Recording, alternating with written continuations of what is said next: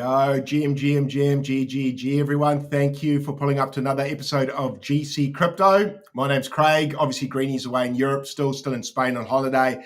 So I'm running the show. So I guess today I'm the star of the show, and we are joined by trading legend Ash. What's up, Ash? How are you, my man? Welcome aboard. What's going on? Yeah, thanks for having me. I know that there's a lot of stuff that's going on right now in the market and just in crypto and everything. And I clock in every day. I'm trading, having a good time, making content just like you. And I appreciate you having me on because I know that there's like a lot of stuff that we can get into today that I think will be good to go over for sure. Yeah, look, Ash, first of all, thank you for jumping on, giving us the time. Not everyone replies, so thank you for getting back to me and saying you'll jump on. I thought it was a good opportunity to chat to you as well. I mean, you've been in the market a little while, and you know I've been watching you for a while. You've grown your channels and and all your different what's your Discord and all that, your YouTube. You know, so I'm actually wanted to get you on here to talk about a bit of content as well, creation, because that's sort of what I'm trying to do. You're a little bit ahead of me there in the curve, so it's always good to get people on who, I guess, are have more expertise in what I'm trying to do and trying to learn from you guys. And then we can chat a little bit about the markets, how we're sort of seeing it. G'day, Levi, and things like that. But I'll start off just with some housekeeping. Shout out to OKX Australia, our channel partner over there. So if you guys are into your spot trading, definitely go and give them a look. Safe and secure trading over there. And then obviously Yeet over here, who will be giving away $1,000 tomorrow, actually, in 24 hours. So pull up for that. But let's get right into it. Ash, I guess just to start us off, do you want to, I know this is always a bit of a cheesy question, but do you want to give us a bit of an intro? How long have you been in crypto? We'll start off with that. How long have you been in this space? Because I know it can make you feel like you've been here decades. You've been here a while. So when did you get started? Yeah, so I know that this can be kind of a boring thing to go over, but I bought crypto in 2017. I was mining Ethereum in 2018, and then I didn't get into the space like very deep until it was like COVID time, like around 2021 is when I started putting all my time into it. And I was making YouTube videos. I was on Twitter. I was trading Memecoins and NFTs back in 2021, and that's pretty much it. Like, and from there, I just never really took a day off. I worked like every day, even during the bear market, and I just kept looking for opportunities to trade and to see what was next. And it's been a long journey, but yeah, I've been around for at least in this space and putting time into it, like 5 years. And I think that it has been a great journey for me personally because, you know, it's like anything else. The more time that you put into something, the more you'll get out of it. And I feel like this was one of those examples of me putting in time into something and getting even more out of it than what I put in, right? Yeah. And I think you hit the nail on the head with me as well. With crypto, I sort of found, I mean, I'm actually quite similar to you. I got it into a 2020, 21 as well. So almost exact same timing. You mentioned 2017. I was sort of buying Bitcoin around then as well, but for things like Silk Road, even 2015 and shit like that. So I was using Bitcoin as a currency, I guess, to do semi-naughty things, although they're not very naughty these days. But then so I was buying Bitcoin and that to exchange, blah, blah, blah. Ended up losing that wallet, probably had a fair amount of Bitcoin in it, but it doesn't matter now. And then sort of COVID came along and I got into crypto. So similar time to you. And I found the more I put in, exactly what you said, I got tons of value back, way more than I got in the corporate world. What was one of the things I wanted to ask you, what was your background prior to getting into crypto? Because being a trader is a very unique mindset, and being a trader successfully is even more rare. Like even though you see people on the timeline sporting big P&Ls, I personally have found not a lot of people have actually made it out of the trenches. I mean, with their money, they normally give it back. So what were you doing prior to crypto? So I went to college and I have a degree from Florida State. So I did that. And then after I graduated, I was working a full-time job in like for a major media company. And I did that for a little bit, but I was also streaming Fortnite and I was playing that every day. So I guess you could say like I came from a gamer background. Like I think a lot of us are gamers, but like I put a lot of time into Fortnite and streaming.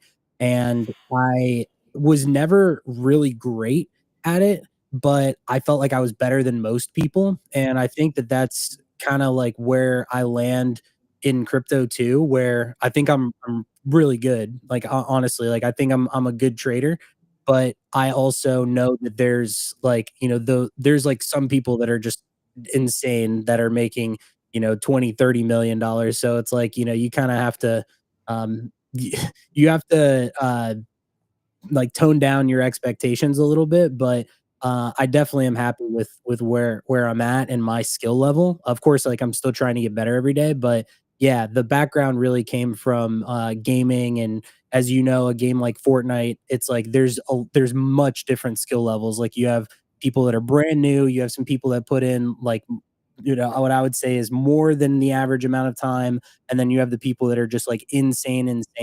And so I feel like I am, like, in that level, and that's debatable, but, um, yeah, I think that, it's, you can relate gaming a lot to trading for sure. Yeah. No, I agree with that. So you were streaming and things like that with the gaming prior?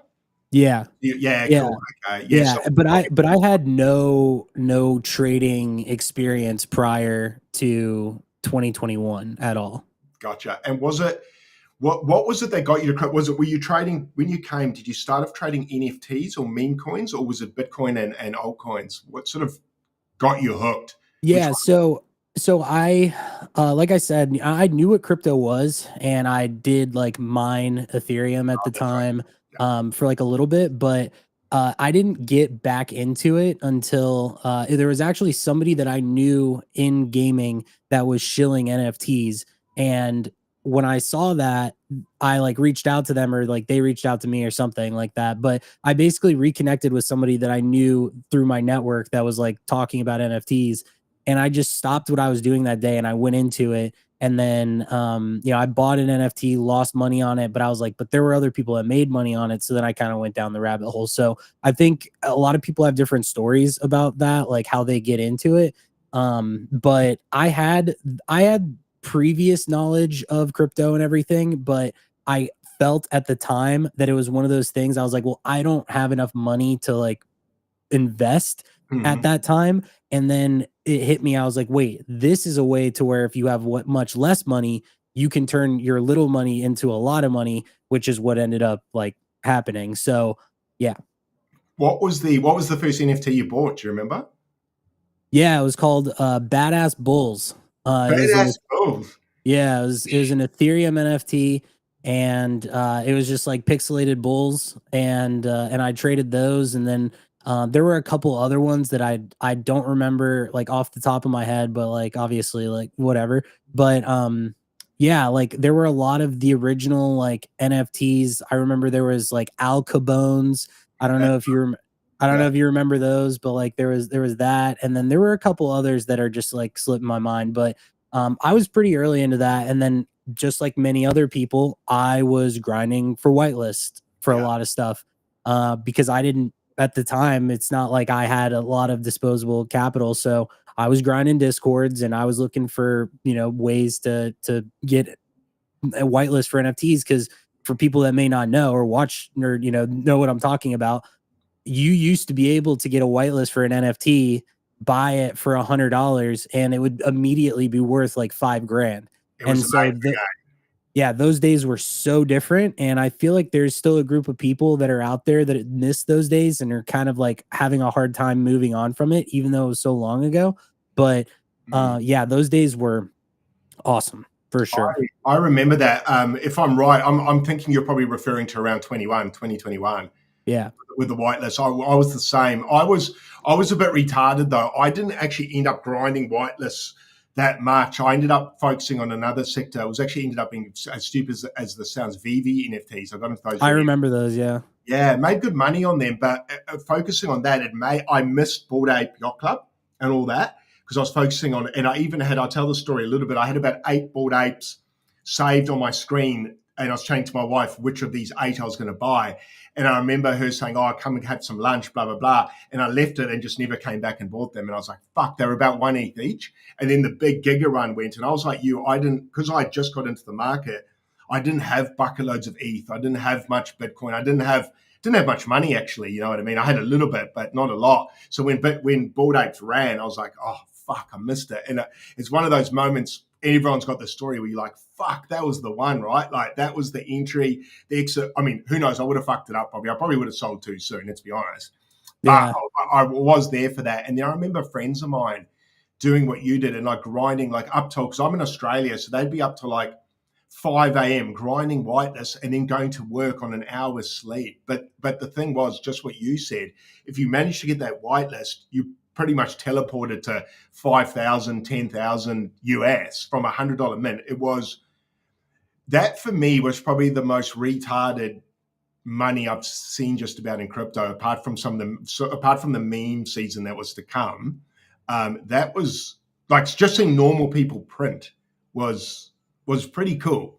Well, one thing that I want to say on that too is that it wasn't just NFTs. I think what people don't even remember or realize if they're too new is that airdrops at the time were very lucrative. Like ENS, for an example, did an airdrop. Like people don't even know what ENS is, but it's like, you know, .eth, right? Like the Ethereum name service. I had registered an ENS and I got an airdrop and it was worth like over 20 grand. And I didn't even do anything. Like I didn't do anything at all. And there were a lot of other NFT platforms that were coming out that were doing airdrops. And there were people that were launching shit coins that gave airdrop, you know, they give tokens to people that had volume on certain like exchanges and or like OpenSea or whatever. And what sucks is that these days it's like you have to grind and grind and grind. And a lot of times, like these airdrops aren't really worth that much. But back then, they were handing out free money like it was nothing. Like you didn't have to do anything and you would just get tons and tons of money. So I'm sad that those days are gone, obviously, because, you know, it's a lot harder for people that only have like 100 or 200 bucks to turn it into a lot. But it's definitely still possible. You got to know where to look for it. Yeah, I remember. I think it was Christmas 21. Did they do a gas token? There was an airdrop for anyone who had spent gas with. I think it was buying and selling NFTs. Was it on OpenSea? And they did an airdrop, not OpenSea, but someone else did an airdrop based upon the gas you spent back then. So just to tell the audience back then, basically it was like Boxing Day or something like that. Not Boxing Day, sorry, day before Christmas. And there was just an airdrop, and I checked my wallet and was like, this is not as much as you were saying, but I think it was up. Oh, actually, it was about 3,000 US or something to start. And I was just like, what the F is going on? Like, you know, I've been in the market, I don't know, I've been in it since February 21. It was December, and they did this airdrop of amongst many other ones. ENS I missed because I got into, it was this decision between an ENS, which I did buy, and then there was .crypto. Domain names, and I went with a whole bunch of .crypto because you didn't have to renew them, and they were kind of censorship free. You didn't have to renew every year, which seemed more decentralized. So I went heavily into that. I bought shitloads, dude. Shitloads. I got hundreds of them, and it fucking ended up going towards ENS. I was like, no, I picked the wrong one because I just nailed every big name, .crypto, every single one. And then the market went, nah, we're going with ENS. And I was like, fuck, I picked the wrong horse. Gutted. Well, what you were talking about is SOS. I went back and looked it up. You remember? Right. That's right. Yeah. So I remember that one too. And like that's what I mean. Like that SOS airdrop that happened, it was some guy, I think his name was like ABC or something. Like I don't remember exactly what like the letters were, but there's this guy that was he was a whale and he was really big. And yeah, that's exactly what he did. Like depending on your wallet and how much volume you had done on like a certain platform or gas that you had spent or something, they airdropped you tokens. And what's crazy is that there was no vesting, nothing. It was like you just got the tokens, they were immediately worth money, and the token went up. Like it was. I was sitting there watching on Christmas, going, "Holy fuck!" My wife's like, "Get off the screen!" I'm like, "I can't. This is awesome." Yeah. Yeah, the token was going up. Like you would never see that these days where there would be an airdrop where people get free money and it's not vested and the token would still go up. It just does not happen like that anymore. But that's what happened back then. Yeah, it was. it was a bit different back then, wasn't it? Because I think people had no expectations. I mean, for myself, I'd never got an airdrop before, so I think no one knew how to really react. And then they were like, based upon that airdrop, I remember there was like another guy that was like, right, I'm going to drop NFTs to every single person who got that airdrop. And there was just like, there's just this energy, right, of just basically giving shit for free. And I was just like, this industry, I was like, why didn't I come here way sooner? I was like, I'm literally given money for free, whereas I've worked in the corporate world for like a decade or so, and you didn't get shit, like cleaning toilets and doing the crap jobs, right? All of a sudden, I'm just in this space, and like I thought I was a genius, and then obviously the top came, and I had to realize I wasn't that smart. Go through a bear market. Actually, that's something I probably want to chat to you about real quick. How did you find? Because I got into it in 21, thought I was really smart for about a year, because obviously in 21 Feb everything was just going up. I was just picking altcoins and they were all just gig ascending. It didn't matter which one I picked, right? It's a bit different to now. How did you find psychologically going from the bull market in 21 into the bear into 22? How did that hit you pretty hard? Did you have to work out, recalibrate yourself how you're going to trade? Did you kind of have to pull yourself out of the gutter psychologically? Run the audience through that, because I think you and I spoke offline, and I think we're probably coming up to a bear sooner than people think. And what would be how? I guess what I'm trying to get at is, what was your experience transitioning from a bull to a bear, and then probably some pieces of advice for people that are about to go through it, who haven't. Yeah, 2022 was like the highest of the highs and the lowest of the lows. And it's like there was tons of opportunity. There was NFTs that were going off, airdrops, like all this stuff, and everything was great. And then you had FTX collapse, and then or not FTX. You had Three Arrows Capital. That's right. Wait, wasn't it FTX that went down around FTX that was time? around then. Yeah. When was Wait, FTX? Was it 22? 20? Was it well, it 22? was at the end of 2022, but there was it was Luna. That was like what went down. So Luna destabled and went to zero, and then Three Arrows Capital went down, and then there were like a couple other of these like big exchanges that like had issues, and then the market just it hit in May of 2022. Like everything just went down. Only it was very reminiscent to what happened during the tariff dip that we had back in April of this year, where Mm, it was like you're just like, man, when is this stuff going to stop dumping?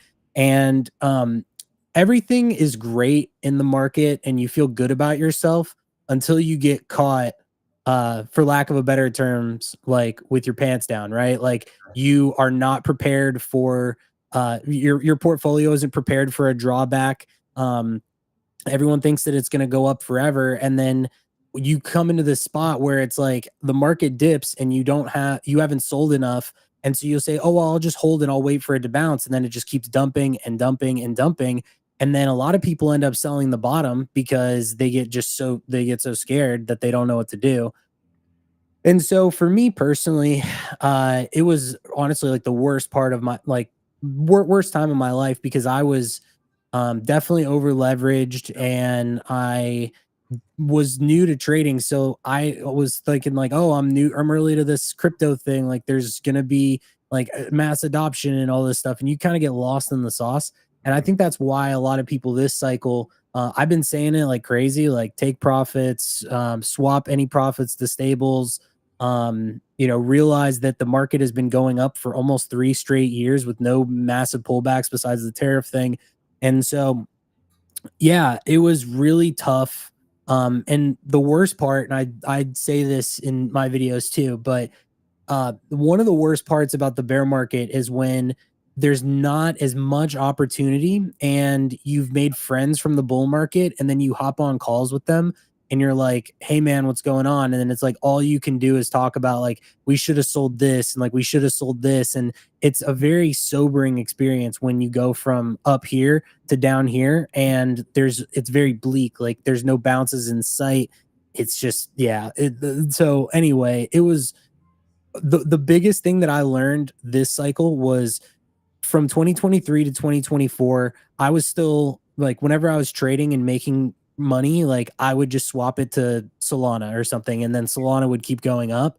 But over the past 9 months, every single thing that I've traded, I've swapped into stables, and that's it. Like I don't hold any Solana or BNB or any alts or anything. The only thing that I own is stables and Bitcoin. Yeah, yeah. I think my experience was much the same as yours, and my strategy changed to much the same as yours. It's quite funny because we were speaking offline, and I think our trading philosophies are probably pretty in line now with how we do it. And I was the same, and it was a bit of a cheat code for a while in that you could run meme coins up, sell it into Solana, and then you'd wait for Solana to pump. And I did the exact same, dude, exact same. And that was like a cheat code, for about a year. I was like, this is fucking phenomenal because you're selling into Solana. Solana went from 800 to what, like 300. It was glorious. Same thing happened with Bitcoin and ordinals and runes to a lesser degree with me. God bless their soul. But ordinals were the same in that they pumped. I sold into Bitcoin, and then Bitcoin just ripped from 77 to 130. I was like, I'm doubling my quadruple gains. It was silly. But I also changed my strat this year in that I stopped holding the Solana as much to sell into Solana pumps because Solana kind of hit an all-time high, and it's almost sort of showing weakness, really. For a while it did anyway. And I was like, well, I'm not going to do what I did in 21, man, and be holding these altcoins for an 80-90% drawdown. And new people here probably haven't experienced what it's like to go down because, as you said, we've gone up only for, I'll just share it on the screen how long, because this is what Ash means. We've been going up only, I'll go to the monthly, so it's a bit more obvious on Bitcoin anyway, if everyone can see this. There we go, something like this. So let me just check all you guys can see that. Yeah, so what Ash is talking about is from like Jan 23, essentially, back down here. It's ripped. Like, so when people say to me, or when I see comments like, the bull run's finally starting, I'm like, man, have a look at this monthly chart. Since January 23, we have ripped up, and we've gone up from 16,000 to 100, almost 130. Like, there's people like me out there, and there's people like you, and there's people even better than us with bigger bags who have probably bought down here, and they're up 6-7x. So, they're going to be selling, and it's just something for people to be aware of, that this bull market has been going on longer than people think, and I think it's going to end sooner than people think. And you said the word before, getting caught with your pants down. I had that moment in 21. I think it was May 21. Elon, and I'm not saying this is the reason why the market broke down, but it's the reason why the media said it did, was Elon put a tweet out saying that they'd sold some Bitcoin for Tesla, and they were testing liquidity.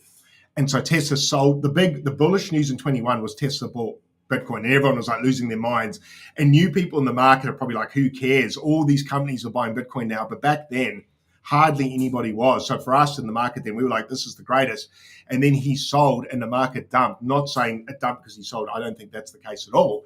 But I remember sitting there one night, it was about midnight, and altcoins, man, were just like it was like a bloodbath. It's something I'd never seen before, and I hope I don't experience it again, but no doubt I will. Everything just pulled back like 50% overnight, maybe more, maybe 70. And I was like, holy fuck. Because I was probably, I don't know what you were like, but I was like 90% altcoin exposure. So I got destroyed. I was probably 5% Bitcoin, and the rest of it was just alts and NFTs. And I just watched my portfolio go from me. I'd recently bragged, so it's a classic thing for people to do in a bull. I'd message my normie friends, Ash, and I said, guys, I can buy a house for cash now. I could buy a sports car cash.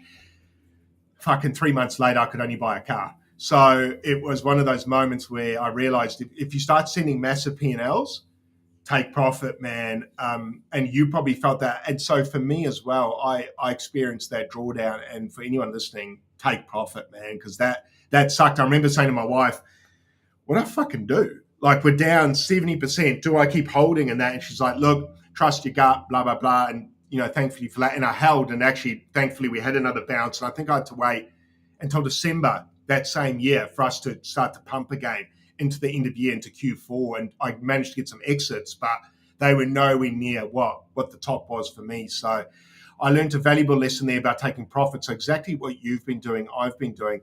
Talk to me, what are you noticing from 21 to now as far as the space maturing? Are you what are your, I think getting people like you are good to get on because you guys can zoom out and I think see a macro perspective.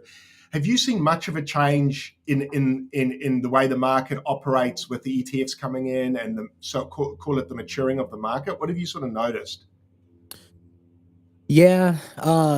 Well, obviously the majors have been trading kind of weird. So like altcoins like ETH and Sol, they've been trading weird. Like that's really like the best way to put it. Bitcoin has been going up forever. I think the main difference is that back in 2021 there were only 5,000 or 10,000 tokens that had been launched and people felt like they had to have a reason to buy things Yeah, at the time, and so it's like you would just go on YouTube and you'd see Alex Becker or a couple other people that were talking about gaming tokens, and you're like, okay, so gaming is what it is.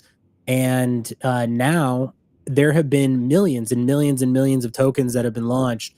And I think that that's like the main difference is that back in 2021, people were willing to go and buy alts because and be aggressive with buying alts because they were like, okay, these are going to go up. The gaming is the narrative, like this can go to billions and billions or whatever, and then none of those coins like ever actually produced anything, and there wasn't like a use case for them or anything like that, and so people were like, huh, those were over inflated tokens that had no value that we were just buying for no reason back then. yeah, And then now you have all these tokens and people realize that, and so that's why liquidity is so fragmented this cycle. And what I actually made a video about this, and I explained how if you look at the past month, there was cards, which was the collector's crypt token. For those who don't know, like it's a Pokemon gotcha platform, like mystery packs, and they do a lot of revenue. Like I don't know exactly like their numbers, but they do a lot of revenue. And the cards token went from like 10 million to 600 million market cap in like a week or something. And then right after that, Aster launched. And then everyone was piling money into Aster. And then live streaming tokens on Solana came out. And then people were buying those. And then XPL came out and then BNB. And so what's funny is like there were 5 different segments of where volume was flowing. And when the new thing came out, the other thing died. And we're not talking about over the course of 6 months. Like we're talking about like these things lasted like a week. Obviously, Aster is like a perp dex and whatever. But I think that's like the biggest difference is that back then there were like months and months of NFTs being the only thing or gaming tokens being the only thing. And you could just buy those. Whereas now it's like there's a new thing on a new chain and a new narrative that's happening like every week. And it's like you got to get in, get out. Like there is no holding on to this stuff for months and months anymore. So I think that's like the big difference that I've noticed is that back then you used to be able to buy almost anything as long as it was somewhat well known and had good volume and you'd probably be fine. These days, if you don't buy the right thing at the right time in the right window at the right entry, like you could be smoked within a couple of days. Yeah, no, I think you've explained that really well, and that's been my experience as well. In that, back in 21, and this is what you were chatting about, is that you jump on YouTube, and I was watching Alex Becker as well, We all Elio were. Trades, those guys, cryptos are us, because that's the first thing I did in 21, in Feb 21 when I came in, is I just started looking at all the big YouTubers, right, digesting all the information, and it was funny back then because you'd find an altcoin with a narrative, with some fundamentals. It might be a gaming coin like there was Decentraland, Mana, Engine, all those metaverse coins that ended up doing really well. And all it had to do, the hot meta back then was obviously the metaverse, right? That was, and gaming tokens. That was pretty, they did well. But I think what a lot of us traders who stuck around ended up kind of finding out is that fundamentals only mattered for a little while and then they didn't matter at all. And a lot of these companies, and this is what you just said before, didn't end up producing anything. And these altcoins are really just meme coins or shit coins wrapped up as something a bit glossier that they're actually going to produce something, but effectively they produced as much as Pepe or Doge ever produced was nothing, right? And I think Right. that's why Litecoin rebranded to a shitcoin, because I guess they sort of thought, well, fuck it, we might as well go the flow, because some of these coins are just not producing anything. So that's sort of where my mentality changed as well, whereby in 21 I was buying altcoins because I thought, oh, VeChain, this is going to change. China's using it for production and scanning products and keeping tabs of stock and things like that. So I thought, well, that's going to go bonkers. And it did for a little bit, and then it died off, and then no one really used it. And I was like, fuck. Like, obviously people just, the things have changed, and people or the companies or the teams that are running these just aren't always producing something. So I might as well just go to a meme coin bandwagon, run it up for a bit, sell it, and then just stable up, rather than trying to rely on a CEO to produce something or a gaming studio to actually, there was execution risk, I guess is what I'm saying as well. And most of them just didn't execute anything. So it ended up just being meme coins. And so I think people like you and like me that were around then probably got a bit scarred from that. And so we changed our trading strategy. And I guess that's where meme coins kind of came to the front, because they were, at least with meme coins, they were like, this is who we are. We're nothing. We're just a community and a vibe. Either get on or don't worry about it. And people went, well, at least you're being upfront with what you are to a certain degree. So that's where I sort of noticed things change. Are you, with your trading philosophy, do you ever swap, like when you take profits, do you ever put it in? I guess what I'm saying is, do you buy and hold Bitcoin with it? Do you have a couple of different buckets or strategies that you try and do? Do you have Bitcoin, which is like a savings plan that you hope over time will appreciate, or how do you look at, I guess, the longer term for you? Yeah, I do hold Bitcoin. Admittedly, like it's not a lot in comparison to the rest of what I have. Mhm. But it's just because I say to myself, we've already been very overheated in the market, Yeah. and I had stables on the sidelines when the tariff thing happened, but I wish that I had more. And so we know that regardless of how good the market is, regardless of how good the economy is, every year or so, there's going to be some black swan. There's going to be something that dumps the markets. Back in mid 2024, it was or we could even go back to 2023. It was when the war in Israel started. The market dumped back then for a little bit, and then it ended up rallying. But there was back in 2024, what was it? Germany dumped all their Bitcoin, and Bitcoin went from like 75K down to like 57. That's And right. then the tariff thing happened. And so it's like every 6 months there was something where it dumped the market. And like the Russia and Ukraine war when that happened back then. So yeah, this just happens like often. And so what I've told myself is on a daily basis, I'll just trade, be happy with what I do. And there will be a time when the market presents good opportunities again.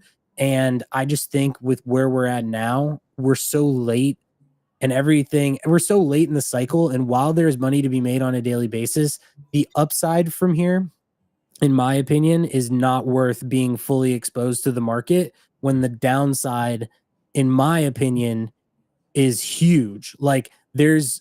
if you had to ask me, like, do I think that we could still go up? Yes. But I think that how I feel like we could go down a lot more than we could go up at Agree. this specific moment in time, Yeah. short term. Totally agree. And like we were talking before, if Bitcoin's up from 16,000 to 123,000, that's a lot of space to fall, right? Or historical data. And I've been putting up some posts lately, kind of just teasing or kind of temperature gauging the market, because some of the warning signs I look out for towards the end of a bull is people saying things like cash is trash, you should be all in, you should be all risk on.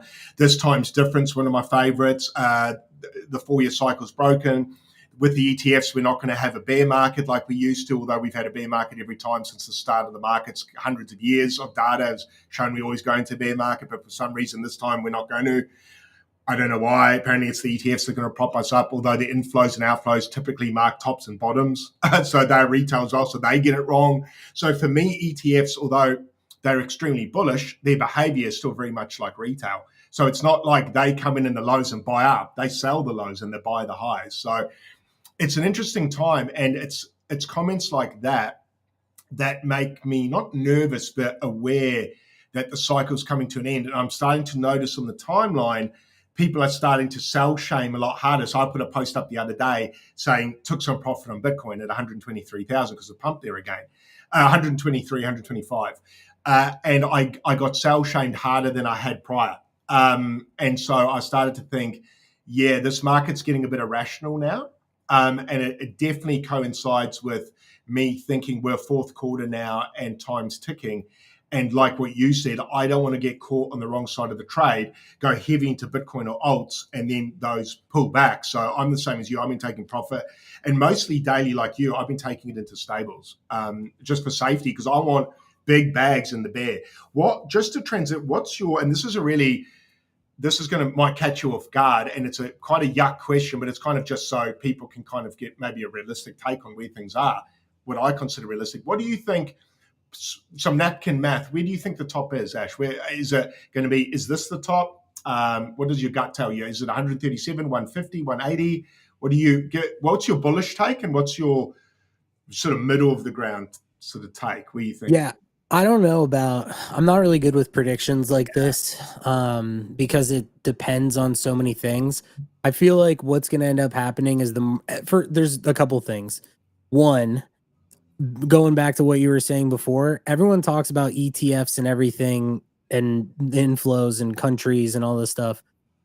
Eventually, some of these guys are going to have to sell. Like, eventually, some of these guys are going to sell because everyone just thinks that people are just going to buy forever and they're just going to buy our bags and we're going to dump them. Like, we're going to dump our bags on El Salvador or whatever, right? But in reality, like, there's going to come a time when a government that has a bunch of Bitcoin says, we're going to sell this. And then what if somebody else gets scared because of that and they start to sell? And then next thing you know, there's like a cascade effect where BlackRock sells and, then Binance starts selling and you never know when that could happen. And so while I think that people like to feel as if everyone's just buying our bags and it's going to go up to infinity, there's going to eventually come a time when, a country like El Salvador may say, dang, like, this $1 billion that we have in Bitcoin would be really solid if we had it in cash for X whatever. And so you don't know when that's going to happen. Germany did it, right? Like, and the market crashed because of it. So I think that stuff is going to start happening. If Michael Saylor ends up having this, if Michael Saylor sells Bitcoin for any reason, the market's going to dump. So we don't know when any of that stuff is going to happen. So that's the first thing. And the second thing is I think that the market is basically pricing in all of these rate cuts. And I think eventually what's going to happen is that the Fed is going to cut rates again. And then people are going to be looking for another catalyst, but it's going to be a sell the news event because everything in crypto is a sell the news event. So let's put it like this. Do I think that Bitcoin could go to like 130, 140? Sure. But what's the market cap of Bitcoin right now? Couple of trillion. Where is the additional $1 to $2 to $3 trillion going to come from that is going to continue to push Bitcoin up at this stage to 160, 170? Like $1 trillion to add to market cap is like a lot. So yeah, I guess that's like my thought on it is that I just ask myself, where is the money going to come from? And at this stage, because of how hot we are countries going to continue to buy up here, or are they waiting too? Because you got to think about them. Like, they're sitting around their table and I'm sure they don't want to get caught buying the top of Bitcoin either. So they're probably like, hey, we're going to wait until maybe one of these institutions or whatever blow up. Who knows? Yeah, that's a good point. And I saw El Salvador actually, funny enough, talking about P&Ls, they shared their P&L with Bitcoin and they were up mega because they've been obviously mining it and buying it since the last bear, I believe they were getting into it. So using volcano energy or something, wasn't it, to mine and things like that. And I don't laugh because it's silly. It's just so amazing. But they put up a P&L the other day and they're up quite large. So what you're saying is right. Why wouldn't a country at some stage that's up, like we're talking about quite a poor country historically too, who that's been under the pressure from the WEF and things like that, and real pressure from external countries saying, no, you need to use the US dollar. And this country now, El Salvador, which is typically quite poor, now is actually in the green. it would be smart eventually for them to just take profit, right?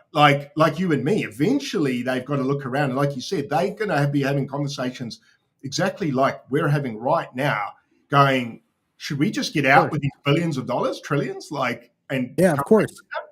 No, totally. Like I don't think that people think about that enough. I feel like they think that it's just constant inflows and constant countries buying and everything. And don't get me wrong, there are probably going to be countries like El Salvador that like maybe they make it their personality to just continue to buy and hold forever. Like we know some people and stuff that do that. But I think that the next there's one of two things. Either the market's just going to correct on its own because gold is at all-time highs and the economy really isn't as good as people think it is.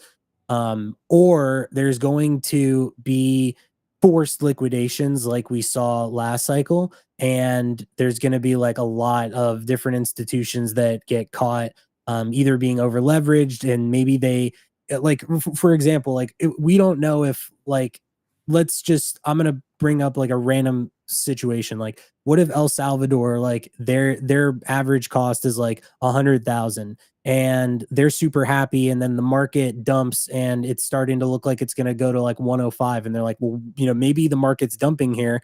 They might want to sell everything they have so that they can buy lower. Maybe they didn't time it well either because everyone has to think from the mindset of like a trader, right? Like, do we want to sell here, wait for things to dump, and then we'll buy back lower because we believe in this? Do we hold this forever? Like, it's not just you and me and everybody that's watching this and the people that are trading shitcoins and stuff that are constantly thinking about this. Like these countries are also and big companies are also sitting there thinking like, do we sell our shit here so that we can buy it back lower? And I don't think that this is a conversation and everything that I'm saying right now. I don't think that anyone that is trading in this market that's posting six-figure P&Ls or whatever, they are not thinking about that stuff. I agree, and what you said before, I think is true as well. There's sort of a cascading or domino effect, isn't there? And when one country decides to leave or exit, that's when things start to get a bit hairy. In that other countries will start to look at it and go, well, holy fuck, if they're out and they're out at 125,000, we've just dumped 115. Maybe we better get out now because we're still 15% in the green.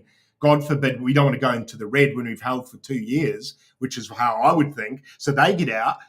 And then what happens is exchanges start falling over. Over leveraged exchanges start falling over. People start losing their wallets because an exchange shuts and you lose your money. And then people just go to their exchanges so that people will start to log on. I remember, like, you just won't be able to log onto your exchange. Do you remember that? Like, so Yeah. in April, May 21, I couldn't even log into Binance to sell when it was dumping. You couldn't even get in. You couldn't sell. It was like, fuck. Like, Yeah. the whole system crashed. Well, crashed. I don't know if it's a real crash or if they're selling and they didn't want anyone else to sell. I don't know what was happening in the background, but what people would notice is all these exchanges started collapsing, and then sentiment can turn from extremely bullish to fear like so fast. And that's something that I'm kind of aware of. And I think from hearing what you're saying, at this time of the market, you can get pretty bad news stories quite quickly because some of these exchanges and companies are very over leveraged. Even, I mean, you don't to believe it, you just have to look around the room in the trenches, and so are they. Everyone's over leveraged. I mean, I try not to be. My sort of philosophy is to put myself into a position like you, where I've got enough stables now that if the whole market, if Bitcoin went to zero now, I could walk away from this bull run going, still job well done. I've got enough in stables. I did well. So it can actually, the market can turn to shit now. I won't be happy about it, but I can go, I put myself in a position to not get wrecked. And probably the same with you. Ash, I am a bit aware of time, so I just wanted to go into a couple of quick things before I give you and your group a shout out. Talk to me. You were probably pretty early into Asta.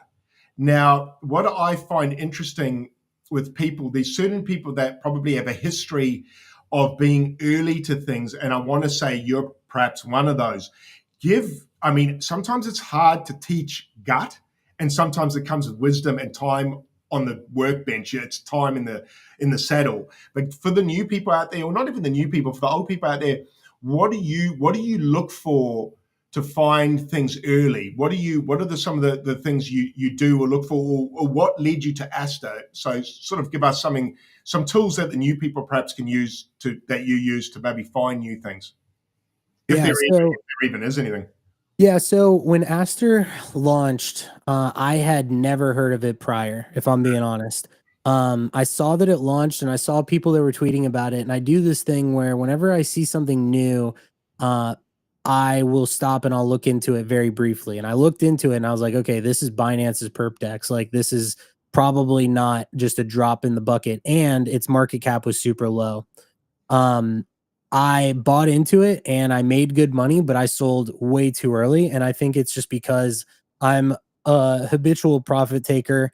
I've done really well by getting into things and getting out and just like scalping over and over and over again, and not necessarily like, holding Aster from 30 cents all the way to $3.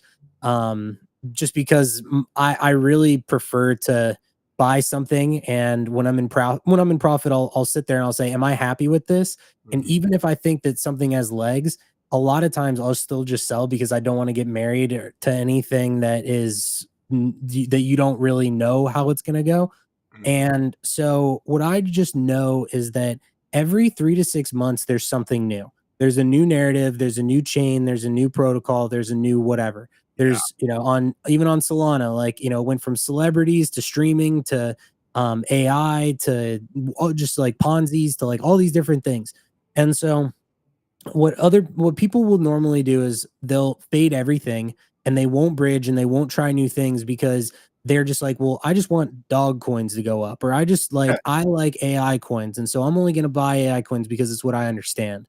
And the thing is that people are very skeptical to try new things, and trying new things and being early to the next thing is one of the most profitable things that you can do, because if you get in early, like to whatever Aster, like it was a super liquid, almost like 20 or 30x, huge opportunity. It was like a slam dunk trade basically, because it just made a lot of sense. You saw it, Aster, perp dex, CZ, he has motion, like he's one of the richest people in crypto, etc. So I think that for me, what I do now is whenever I see a new thing that comes up, I'll say to myself, do I think that the market is looking for something new? Yes. Do I think that this can last forever? No. But does it matter? No. Like, you just kind of hop on to whatever the next thing is. And that's why, like, I don't care if there's coins trading on Solana, I'll trade on Solana. If it's on BNB, I'll trade on BNB. I remember back, I was trading NFTs on ETH, and then ordinals came out. Yeah. And so it's like just being able to shift and be ready for that next thing, and realize like people don't want to trade the same stuff over and over and over again for years. Like, people want a new thing to speculate on. They want a new narrative. They want all new. They want, what's going to be the next big thing. And so that's kind of how I approach it. Now, there are things that pop up every once in a while that kind of suck. And they don't end up being a thing. But for all the other things that pop off that do, it makes up for that maybe one or two like drop in the pan things that ends up being ass. Yeah, that ends up fizzing out. Yeah, that's a good way to look at it. And you're right. When Asta first came out, stupidly, I mean, I sort of ran BNB memes up a while back, and then it went away. And then when it came back and it was Asta, I was resistant. It was funny. I'm normally not resistant to bridging, and then I saw Asta come out, and I didn't really look into it enough. And it's a silly thing to have done, because what you said there is right. When something new comes around, you probably really should give it at least 10-minute look, right? You should at least go 10, 20, 30 minutes, see what it is. Because if I'd actually taken the time to look at what that was, and this is easy to say in hindsight, and it probably sounds retarded, it was a good play. And it ticked so many boxes. And looking back, I go, fuck, dude, that was laziness that made you not make that trade, because it ticked so many boxes. And so I got in a bit late, but that's the exact opportunities that people like you and other people that get in early want, when there's friction, and people like perhaps me or other people that are in the market go, fuck, that's too hard for now. But once price starts fucking appreciating quite rapidly, everyone goes, hang on a second, let me put everything else I was doing down and look at this. And by the time that happens, I'm not going to say it's too late, but people like you are probably sitting on a 10x already in that moment, and you're quite safe. Whereas entering now starts getting risky, because, like you said, these Asta can be hot for another 1 week, 3 weeks, 5 weeks. Could be hot for the whole of Q4, but it could only be hot for another day or two, and something else comes out that's got flow or movement. Like, admittedly, CZ's a bloody good one. I don't know if you can really beat CZ. I even think CZ trumps Elon for me as far as market movement. I think Elon's probably milked the cow a little bit much. I don't know if you feel the same, but CZ, maybe being in jail, he didn't get to like pull the strings much, right? And I feel now that he's out and he's doing his thing, I think we call it crime season kind of semi-loosely. I use it kind of loosely, but myself, I don't really give a shit. I'll go wherever money goes, probably the same as you. I just want to show people a couple of your things, Ash. I'll just bring up, this is Ash's YouTube here, guys. So go and give him a follow. Ash, I think you put most of your content on here, don't you? No, I put most of my stuff on Twitter. Do you? Yeah, because the crypto community basically lives on Twitter. So I post like daily clips talking about like my thoughts on Twitter. And yeah, I don't really post so much. I did post today on YouTube because BNB has been popping off. So I wanted to give my thoughts on how to trade that kind of stuff. But yeah, I appreciate taking a look at my content. But basically what I try to do is like, I'm full-time trading and I trade every single day. And so what I just like to do is go and talk about what I'm seeing. And, I'm not perfect, but like, I've been full-time for 5 years and I do pretty good. So that's pretty good. Just the fact you're still in it after that amount of time means you've either got parents funding you or you're good at what you do, right? It's one of those two things. You're going to run out of money if you shit real quick. Yeah. Yeah. So yeah, Canto's my group. It's what I put like all my time into. And yeah, I just trade, make content, run the group, and have a good time. Yeah, and just to give you a shout out, with crypto groups, just so for the new people in the room or people that aren't in a crypto group or community, I'm obviously I've had mine, and then I'm in Greenies now, and the real benefit of them, I think, is strength in numbers. In that you've got a community of people that probably try and help each other as well, because you get to hang out and shoot the shit. And I think one of the most powerful things you can have is other friends that are all looking at things at the same time, where you can jump into community. Obviously, I think yours is on Discord, Ash, as well, if I'm right? Yeah. Great. So guys, if you want to check it out, jump on to, I've got it up on the screen here. This is obviously Ash's Discord group here, Canto Labs. So you can come in here. You can obviously get started through his WAP link there. But the power of community, I think, is underrated, man. And I personally found in 21, when I was kind of a lone wolf trader, it was quite tricky. But once I started finding communities, it made trading a lot easier, because I could start to say, guys, what do you think about this? And I could get instant feedback. And you had other people scanning Memecoins, scanning NFTs. And so I could go into the group, go into the Memecoin channel and just go, right. And it's like your daily newspaper with a summary. Now, I'm going to guess that's probably what's happening in yours as well. And I personally found having a team hunting for things is so much more powerful. Even a team of 5 that's good at scanning with Memecoins, especially, I found if you're in solid group chats, you ate well, because you just had so much instant feedback. You just didn't miss things. So I just wanted to give that a shout out. I think crypto community is great. I've heard also great feedback, Ash, about your group. So just a shout out to you. I've heard very little bad feedback, and I must admit, in crypto, it's very easy to be called a scammer. Even if you're not, you can get tainted fucking fast. So I just wanted to give a shout out to you, Ash. I think you've moved well in the space, and that's one of the reasons I wanted to get you out. So guys, if you are interested in trading or getting into community, certainly I want to give Ash a shout out there. And Ash, one of the other things I like to do just before we let you go is ask if you have a question for me. I've done all this, sort of asked all the questions. Do you have a question you might like to ask me before we wrap this up?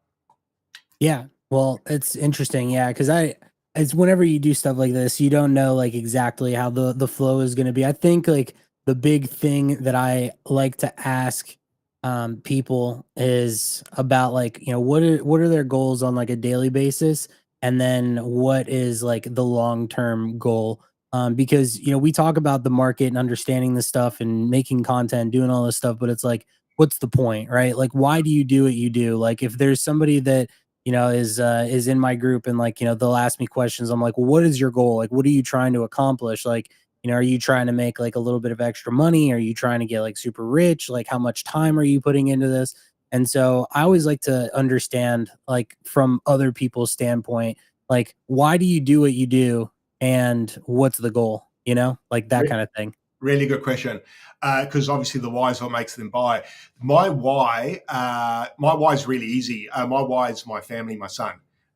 So that's my why.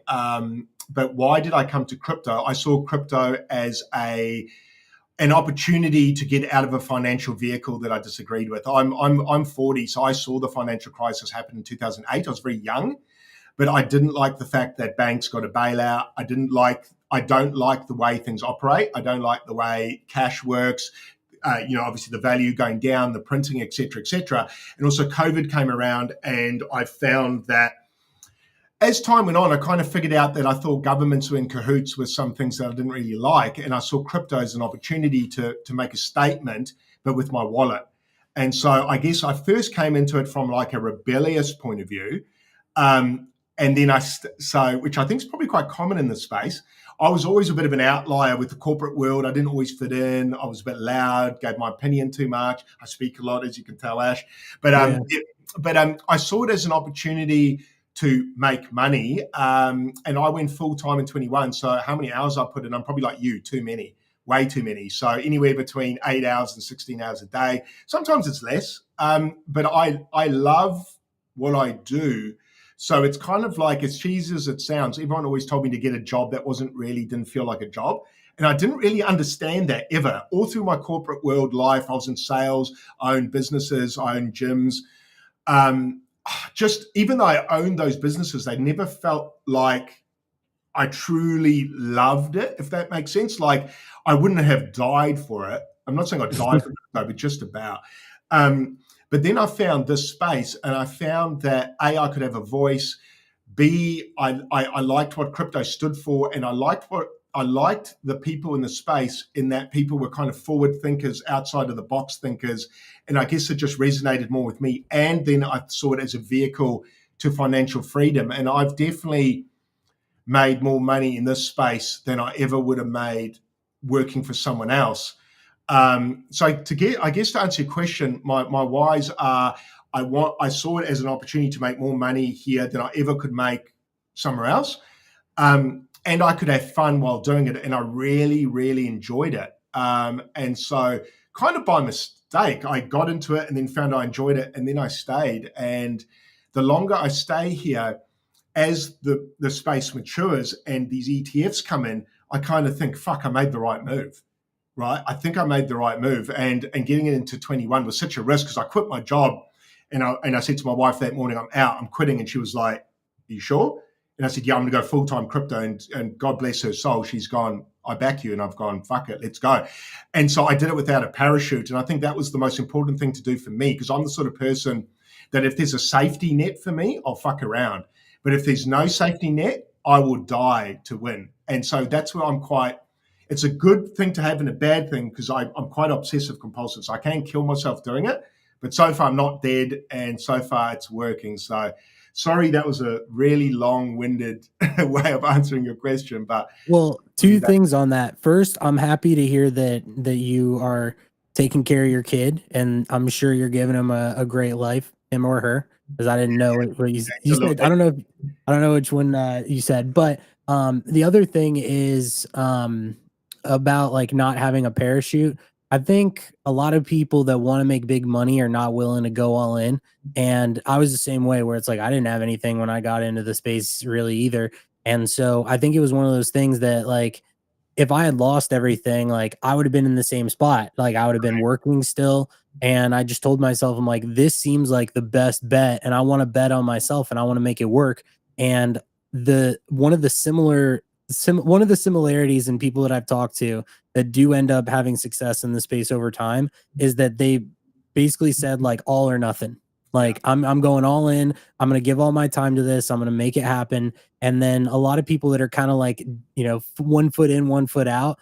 It's like you kind of what you're saying. It's like, people are like, I don't know, like you got to go in like with anything. Like if you want to start your own business, if you want to like be a YouTuber, if you want to like, get really good at a certain thing, like you got to dedicate yourself to it, or else there's going to be someone else that does it and they're going to be more successful than you. So yeah, I think going all in, because I did the same thing. I quit my job too, and I was like, well, either this works or I'm going to have to go back and get another job. And luckily it worked. So super happy for you to hear that that is the route that you took as well. Yeah, thanks, dude. Yeah, it's a cool thing to have done, and I sort of that's why I look at people like you that did it as well, and I think it's really cool, and it's really cool to meet other people that have that mindset, because in the world out there today, I don't think there's a lot of those people. If you go around and you talk to average people, a lot of the average people aren't striving for their goals. They're not happy. They're stuck in a job they don't want. They're working for a boss they don't like, and they're doing something they don't feel proud of. And I think that's a real shame. And I know it's not for everybody, but for everyone listening out there, if you've got it, and I know this is going to sound really cheesy, but if you've got a dream, man, fuck, we only hear one time. As far as I know, this is my one shot. I've got to take it, right? It's like sort of, I think of it as like a lot of sporting analogies. And I think it's like someone handing me a baseball bat and going, you can either hit this ball as hard as you fucking can when the pitcher pitches it at you. The pitcher might hit me and break my face. But if I swing and I hit a home run, I'm free. And I'm like, fuck it, I'm going to swing, man. Like, I'm not going to say, oh, no, don't worry. Let him go. Let him have a swing. I'll just watch. It's like, nah. And I'm getting old. So anyway, that's probably a good place to leave it, Ash. I just wanted to say, look, thanks for popping on the stream with me today. You're a fucking legend. And look, I'm sure we continue to keep in contact. Thank you for pulling up. And look, to all the people who pulled up to listen to Ash and myself, thank you very much. Obviously, if you want to give Ash a follow, Ash, what is your exact crypto, your X handle? It's Ash Robin QT, I think. Yeah. Yeah, so follow Ash there. Give him a follow. Obviously, he runs a great group. Go check him out. Ash, I'll see you on the timeline, and I'll just play the outro now, legend. All right. See ya. Thanks for having me. Ciao.